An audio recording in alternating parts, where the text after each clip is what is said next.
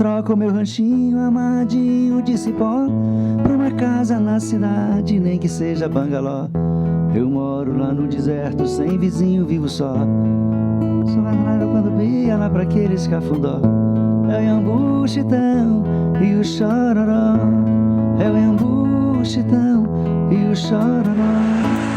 Voltando aqui para falar da segunda parte da história do cantor Amado Batista.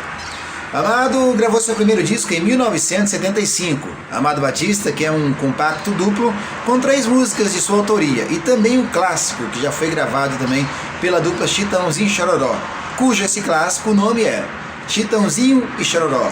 É o Iambu, Chitã, composta por Ato Campos e Serrinha. Porém, o disco não teve sucesso. Em 1976, gravou um compacto simples com 2 músicas em parceria com Reginaldo Sodré. Desta vez alcançou mais sucesso, vendendo mais de 100 mil cópias, com a música Desisto, nas paradas de sucesso. Em 1977, lançou seu primeiro LP, Canta o Amor, Apagou a Luz, Acende a Luz, que repetiu o sucesso do disco anterior. Em 1978, assinou o contrato com a gravadora Continental, garantindo maior repercussão nacional ao seu trabalho.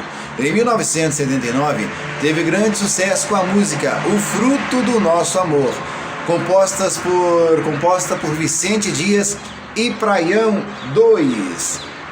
E aqui terminamos a segunda parte da história desse cantor de grande sucesso no Brasil, Amado Batista. Voltando logo para a terceira parte para compartilhar com vocês. Deixo um abraço a todos.